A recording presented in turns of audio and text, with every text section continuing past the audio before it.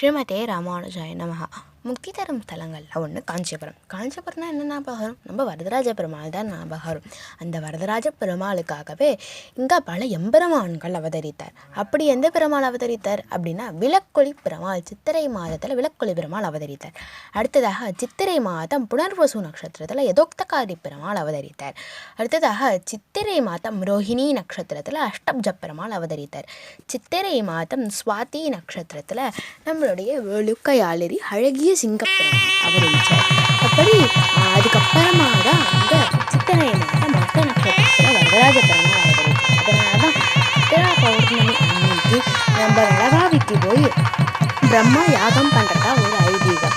அப்படி சித்திரை மாத பிரம்மோற்சவம் நம்ம அஷ்டபுஜ பெருமாளுக்கு. இந்த அஷ்டபுஜ பெருமாளுக்கு பிரம்மோற்சவம் இருக்கிறது சித்திரை மாதம் சுவாதி நட்சத்திரத்தில் நம்ம வேளுக்கை பெருமாள் அவதாரம்.